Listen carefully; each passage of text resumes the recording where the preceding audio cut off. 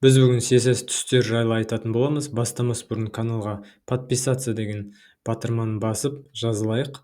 Сонымен CSS түстерін бастамас бұрын біз өзіміз кішкентай кезде бәріміз акварель, гуашь деген сияқты сурет салу үшін әртүрлі түстерді қолдандық. Сол кезде байқаған боларсыздар, мысалы қызыл мен сарыны қосатын болсақ, ол оранжевый түс шығады. Сары мен көкті қосқанда жасыл шығатын, және көк пен қызылды қосқан кезде бізде мындай фиолетовый түс шығатын.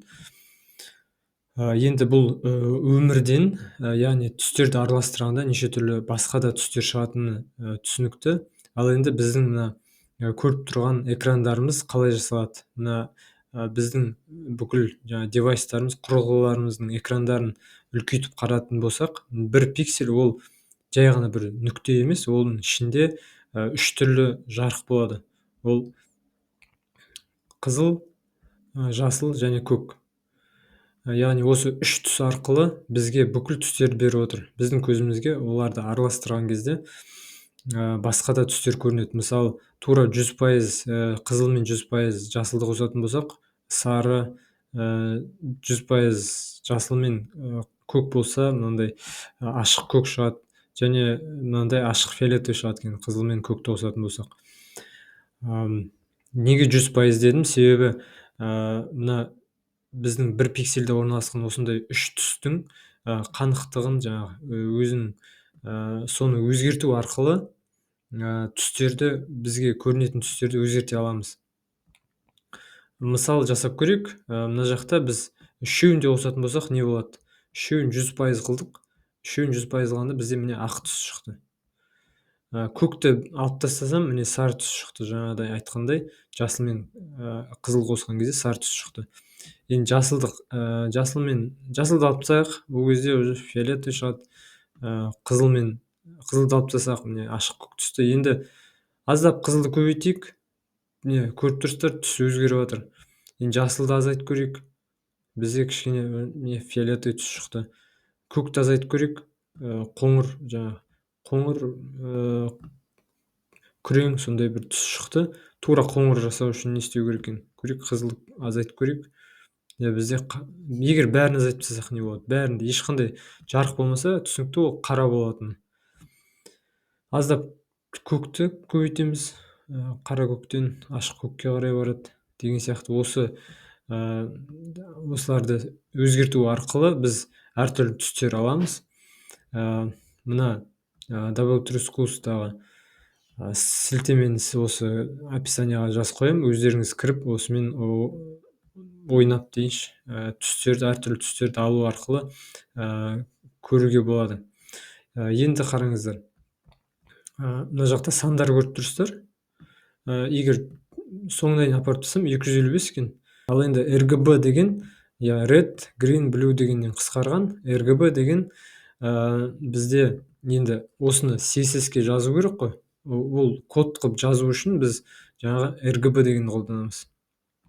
Жазып көрейік. Мысалы, RGB біз бір түс жазып көрейік та. Міне, біз мынандай ашық көк алдық. Кішкене фиолетовый істеп жіберейік. Жасыл азайтайық. Міне, біз мынандай фиолетовый түс алдық. 193 қызыл, жасыл 39 және көк ол 255. 193 бірмен жазып шығамыз. RGB деп 39 және 255. Көк толық 255 алып тұр. Сақтаймыз. Мен бұл жерде кодта бір ғана H1 қостым. H1-ге title және түс бердім. Басқа ешқандай менде артық код жоқ. Енді осы жасағанымды алсам, міне біздің жаңағы фиолетовый өзіміз жасап шыққан түс пайда болды. Бұны басқаша жазудың әдісі де бар. Ол hex деп аталады. Hexadecimal деп аталады. Мысалы, мына жақта әртүрлі түстердің аттары жазылып тұр, және оның hex мәндері тұр. Міне, мына жерде де бар. Мына жерде қасында RGB, қасында hex тұр. Мысалы, давайте мына жақта да дайын тұр бізде. Біздің жасаған түстің hexтегі мәні. оны алып тастап, біз RGB-ның орнына hex жазамыз. Қараңыздар, бұл жерде 6 сан, 6 символ тұр, және оның алдына мынандай решетка қою керек бізге. Решетка қойған кезде, тор көзді қойған кезде, ол жұмыс істейтін болады. Міне, жаңартам, менде түс өзгерген жоқ. Енді қарайық, мына үлкен әріп, кіші әріптерді бас әріпке айландырсақ, түс өзгере ме екен? Өзгерттік бас әріпке, бірақ бізде ол түс өзгерген жоқ. Hex деген жалпы, айтып кетейін, hexadecimal деген санның 16-лық жүйесі. Біз бәріміз қолданатын, бәріміз білетін ол 10-лық жүйе. 1-ден бастап, 0-ден бастап 9-ға дейін 10-лық жүйе. Ал компьютер қолданатын 0 мен 1-лер ол 2-лік жүйелер. Себебі бұл жерде 2 сан бар, мына жерде 10 сан бар, 0-ден 9-ға дейін. Бұл жақта 0 мен 1 ғана бар. Ал hexadecimalда 16 сан бар. Ол 16 санның 10-ы, мысалы 0-ден бастап 9-ға дейін, қалған 6-ы ол A-дан бастап F-ке дейін. Енді былай істейік, мына түсті біз өзгерткіміз келеді, бірақ біз өзімізге керек түстің біз кодын білмейміз. Ол үшін не істеу керек? Браузердің күшті бір мүмкіндігі бар. Мысалы, мына жақта біз сол керек элементті аламыз да, мына жақта қарасақ, біздің код жазылып тұр, color, RGB және оның мәні. Енді мына түс тұрған жерге бассақ, бізде color picker пайда болады. Осы жерде біз мына түсті өзгертсек болады. Міне бізде қара жасыл істеуге болады, немесе мынандай picker бар. Мына жақтан кез келген түсті алып қоя салуға болады. Мына жақта тұрған YouTube-ның қызыл түсін ала салайық. YouTube-ның қызыл түсі осылай болды. Енді мен қазір мына бетті жаңартып жіберсем, мен түсті жоғалтып аламын. Сондықтан мынаны көшіріп алуым керек. Көшіріп мына жаққа салам. Және сақтаймын. Жаңартам, менде ештеңе өзгерген жоқ. Менде мына код сақталды. Өстіп, біз өзімізге керек түсті келтіріп алуға болады. Ал енді RGB бойынша ғана емес, бізде hex екеуі басты біздің қолданатын кодтар, бірақ одан да басқа HSL деген бар, HWB деген бар, SMYK деген бар. Осылар арқылы, encol бар, осылар арқылы түстерді жазуға болады. Мысалы, мына жақта бір түс жаздық RGB бойынша, қалғандары тура сол түсті өзінің кодында жазып шықты. HSL деген не ол? Сәл ақырындап өтіп шығайық, не екен? Бұл да жаңағыдай әртүрлі варианттардың түстерінің комбинациясы арқылы басқа түстерді алу. Бұл жерде енді бір түсті өзгертеді енді. Hue деген ол бұларды қазақша аударсақ реңк дейді, қанықтығы дейді, saturation, және lightness деген негізі жарықтығы. Сәл қате аударды мына жерде. Орысша айтатын болсақ, ол реңк ол оттенок, және насыщенность деген ол қанықтығы. Осы үшеуінің мағынасын өзгерту арқылы әртүрлі түстер алуға болады.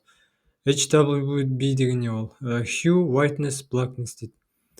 Бұл жерде де hue деген жаңа реңк болды. Реңк және ақ және қара. Осыларды араластыру арқылы, мына жақта әртүрлі түстер аламыз. Және соңғылардың бірі ол SMYK. Бұл жерде де сиан деген түс, жаңа ашық көк, магента дейді, ол фиолетовый сияқты түс, және сары мен қара осы төртеуін араластыру арқылы жаңа түстер алады. Енді RGB-ның тағы бір мүмкіндігін айтайын. Мысалы, RGB-A деп қосып жіберіп, мына жаққа тағы бір сан қойсақ, мысалы 1 қойайық. 1 емес, 0,5 қойайық. Жаңартам. Мен мына жақтағы түсім, байқасаңыздар, өшкін болып қалды. Мынаны өзгертем. Мысалы 1 емес, жарайды 1 қойсақ, ол тура жаңа басындағы қызыл түс болды. Ал енді 0,2 қойсам, ол қатты өшкін болып қалды. 0,5 қойсам орташа, және 0,9 қойсам, ол 1-ге жақын. Жалпы ол прозрачность негізі, бұл соңғы атрибут, соңғы мәні. Бұл прозрачность 0-ден 1-нің аралығында мәнге ие. 0 қойсаңыздар, қазір көрейік, дым көрінбей қалады. Бұл прозрачность өте қатты прозрачный. 0,05 десеңіздер де онша қатты көрінбейді. Негізі бірақ текстің өзі бар. Сонымен біз CSS түстерін жайлы өттік. Ұнаса лайк басамыз, сұрақтар болса комментарий жазамыз.